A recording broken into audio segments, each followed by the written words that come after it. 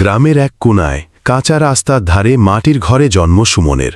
বাবার পেশা ছিল দিনমজুরি, মা ছিলেন গৃহিণী। সংসারে অভাব লেগেই থাকত, কিন্তু সুমনের চোখে ছিল স্বপ্ন, ভালো কিছু করার, পরিবারকে সুখে রাখার। ছোট থেকেই পড়াশোনায় ছিল সে দারুণ মেধাবী। স্কুলে সবসময় প্রথম হতো। শিক্ষকরা বলতেন, এই ছেলেটা একদিন বড় কিছু করবে। এই আশ্বাস নিয়েই সুমন মাধ্যমিক, উচ্চ মাধ্যমিক ভালো রেজাল্ট করে। এরপর স্নাতকও শেষ করে। সরকারি চাকরির জন্য হন্যে হয়ে ঘুরেছে, পরীক্ষা দিয়েছে, কিন্তু ভাগ্য যেন মুখ ফিরিয়ে নিয়েছিল। ঘুষ দিতে পারেনি, সুপারিশ ছিল না, তাই চাকরিও জোটেনি। বেঁচে থাকার তাগিদে সুমন ২-৪টি প্রাইভেট টিউশনি শুরু করে। যা পায় তা দিয়েই কোনো রকমে সংসার চলে। মা বাবার চোখে হতাশা, তুই এত লেখাপড়া করলি, কি হলো?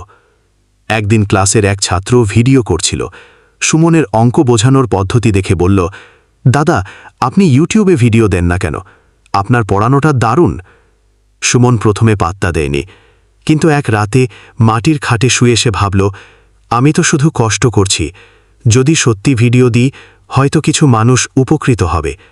একটা পুরনো স্মার্টফোনে শুরু করল সে ভিডিও বানানো। ছাদে দাঁড়িয়ে সাদা বোর্ডে খুব সাধারণভাবে বোঝাতো সে।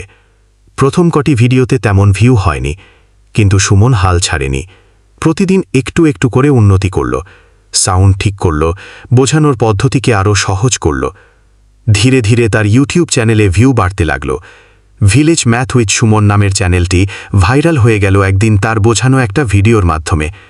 সে ছিল এমন একটা অঙ্কের সহজ সমাধান যেটা বড় বড় কোচিং সেন্টারও বোঝাতে পারে না। মানুষ বলতে লাগল, এই ছেলেটার ভিডিও দেখে আমি বুঝতে পারি, সাবস্ক্রাইবার ছাড়া লাখের ঘর। ইউটিউব থেকে এলো আয়ের সুযোগ। সুমন প্রথম যেদিন ইউটিউব থেকে পেমেন্ট পেল, সেটা দিয়ে সে বাবার জন্য একটা নতুন ধুতি আর মায়ের জন্য একটা শাড়ি কিনে আনল। ঘরে হাসি ফুটল। তার ছোট্ট ঘরে এলো প্রথম লাইট, পাখা, তারপর টিভি, পরে একটা ল্যাপটপ কিনল নিজের উপার্জনে। আজ সুমনের চ্যানেলে মিলিয়নেরও বেশি সাবস্ক্রাইবার। তার বাড়ি এখন গ্রামের অনুপ্রেরণা। অনেক ছেলে মেয়ে তাকে দেখে শুরু করেছে নিজেদের যাত্রা। কেউ কেউ জিজ্ঞেস করে, তুমি কিভাবে এত বড় হলে?